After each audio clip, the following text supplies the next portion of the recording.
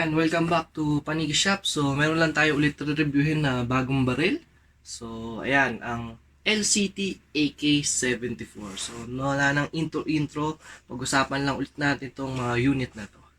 Ang unit na review natin ay walang iba kundi LCT as always. So, ayan, mga LCT units namin na pinanlalaro. Almost lahat yan LCT. Makikita nyo. So, ang di lang ang LCT dyan ay itong Saima and the GNG Limited Edition AK-47. So, move on na tayo. Ang next natin pag-usapan, the AK-74 Real Wood. So, ayan. Ito siya. So, out of the box. So, nakalabas na agad sa box. So, brand new to, pero pinanlalaro namin. So, upgraded na din to. So, out of the box, stock niya ay regular lang na 450 to 430 FPS. So, ito ay pinanlalaro na din namin. So, kung makikita nyo ay parang ano yung itsura niya. May mga battle scars na. At medyo parang authentic na. Kung makikita nyo, ayan. Open FPS yung mga nilalaruan namin. Kaya ayan, may mga scratches na din siya. Tama ng BBs. Pero still solid na unit to. So, reviewin lang natin siya. Performance niya. Then, kung ano nga ba ito. So, next, the AK-74. Ito ang pinaka, niya, trademark. The flash hider. Ayan. Dahil 1974 to. Ayan. Pakaganda. So, ito ang trademark niya, itong flash hider ng AK-74. The wood furnish, medyo mapula siya para siyang wine red. Yung itsura niya, yung pagka-red niya. So, itong sling na to ay LCT din, pero hindi siya pang AK. So, ang pagkakatanda ko, itong sling na to ay for FAL. So, nilagay na din namin dito dahil same ng LCT ay bumagay naman siya. Hindi naman din siya ganong halata na hindi pang AK, pero kung gusto nyo nito ay this FAL sling ng LCT. Ayan. So, ang original na AK sling ay kagaya nito. Itong nasa GNG namin. So, ayan. Yan ang authentic AK sling. Ayan. Kung makikita nyo. So, medyo pricey lang din yan. Din mahirap hanapan. Mahirap maghanap ng mga AK sling.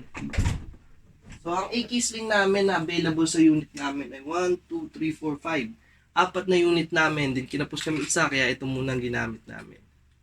Next naman, ang review natin, the body. So, napakaganda ng body ng LCT. Kung mapapansin nyo sa mga unang ni-review namin, sobrang solid ng bakal ng LCT, kahit mabagsak, ay hindi siya nababasag. Yung bakal niya ay kakaiba, hindi pundido. Ayan, then the barrel, kung makikita nyo, ayan siya. So, hanggang dito ang barrel unit niya. Hanggang dito ang barrel niya. So, wala dito sa flash hider. Kung makikita nyo maigi. Ayan. So, ganun hanggang dito. So, standard length lang na AK. Ang barrel ng AK-74. The next naman, the full auto. Automatic naman yan. Safe. Safe. Full auto and single. So, normal standard AK. Then, nakakita nyo, naka-bakelite grip na din yan. So, ang stock nito ay hindi ganito. So, ito yung naka-bakelite na. Ang stock niya lang ay kagaya itong sa AKM namin. So, out of the box niya ay ganito lang. Ganyan lang ang grip niya. Brown. Out of the box ng AK-74. So, ito ay pinalitan namin ng bakelite. So, naka-regular plum lang siya na brown. Yan. Then, ang battery compartment niya ay standard. Sa bat pa rin. Dito. Ayan. Kung yan nakikita nyo. Kaya may butas, tinanggal lang namin yung clip, pero nakatabi naman. So, out of the box niya na may clip yan para cover. Then, dito lang namin nilalabas yung wire kasi minsan yung mga battery namin ay medyo malalaki. Hindi siya fit sa bat stock. So, tape lang namin sa labas. Then, more on, kasi open FPS ang nilalaroan namin. Kaya, ganun. So, kasya naman ng 1.8 battery dito.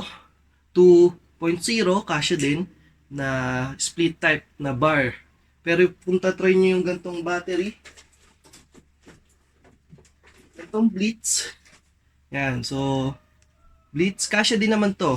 Fit na fit din dyan yan. Kasya naman sa loob yan. Basta hindi siya bloated and goods na goods.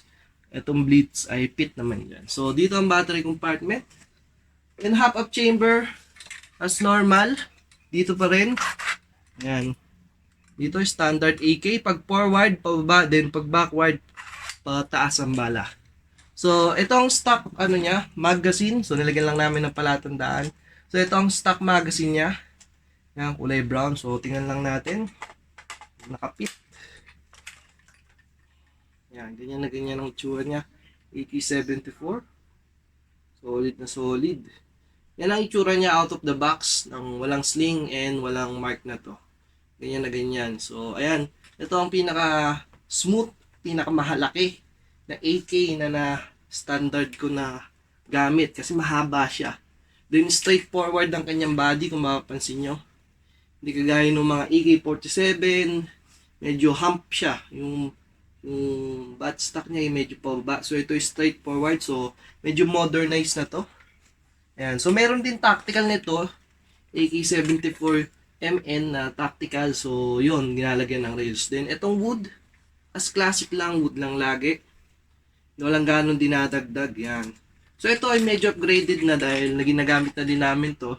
So, 550 FPS lang ang gamit namin dito kasi para limit sa open and limit din sa open FPS. Ayan. So, napakaganda. Medyo kinostomize na din namin to at medyo in-upgrade kasi nga pinalalaro namin. So, 550 lang to sa 0.2. Hindi din kami ganun lalakas. Para sakto lang. Abot lang. Yan. Then, itong grip. Kung makikita nyo, meron din to sa Paniki Shop. Magazine, meron din. And itong sling. Then, itong unit, kung gusto nyo, just PM Paniki Shop lang. Then, makakita na kayo. So, sa performance niya ay napakasulit. Napakatibay nitong unit. Ang internals nito ay more on spring lang ang pinalitan namin. Spring and motor lang yan. Pero mga gears nito ay napakaganda pati gearbox. Pop-up chamber, sulit. So, ang ginagamit lang namin BBs dito ay 0.28 to 0.3 grams BBs lang. Ayan. So, itong top cover, as usual, nire-remove siya dito. Ayan. So, pag ginanon yan, automatic na yan. Kung makikita nyo sa mga iba kong review, yun. The next naman, the side mount. So, kung mapapansin nyo, ang AK-74 ay may side mount na. Ayan, makikita nyo. Ayan. Ayan, di ba? Meron siya kabitan ng rails para sa top cover. So, hindi namin nilagay siya ng ganun. Hindi kami ma-optic person. So, ayan. Classic lang. Gusto lang namin ay iron sight. Kung makikita nyo, iron sight. Yan, yan ang iron sight. Ang dalawa na to. Yan lang, sapat na. Sa airsoft naman ay malapitan lang din ng barilan, hindi sobrang layo, kaya hindi na namin need the optics. Next naman, the cleaning rod. So, sa totoong unit lang to ng baril. Ayan, sa mga totoong baril lang yan, ginagamit yung cleaning rod na to. Ayan. Pero sa airsoft ay hindi. May hiwalay na separate panlinis ng barrel sa airsoft. Kung makikita nyo, madalas yan sa mga stock. So, ito, kunin ko lang saglit. Ayan, ganito ang regular cleaning rod, hindi ito ginagamit. So, ayan guys, design lang to, design. For realistic lang to yung unit na to. Ito pa rin ang standard, yung binibigay sa mga stock ng airsoft. So, wag nyo itong tatapon or babaliin. Maganda tong panlinis ng barrel. Yan ang standard. Next naman sa optics rails. So, ang mga pit dito ay yung A&K na side rails. Wala akong mapakita sa inyo ngayon, actual, pero ang LCT side rails din ay pit na pit dito. Kung gusto niyo may optics. Pero ang recommended ko lang, highly recommend ko sa mga tactical. Yung tactical na ganito. Maganda yung papugiin. Meron din sa LCT na AK-74 Sinet ko, kung makikita niyo yun. Sa mga susunod na review natin, re-reviewin natin. Yun ang pinakasulit, papugiin. Pero itong wood as is na to. Upgrade na lang din konting siguro sling. Ito na siguro yung pinakamagandang adjustment ng pinaka parang optics natin or support. Pero sa totoo lang, support lang to. So, ayan. Ito ang AK-74 ng LCT. Maganda. So, salamat sa pakinig sa Paniki Shop.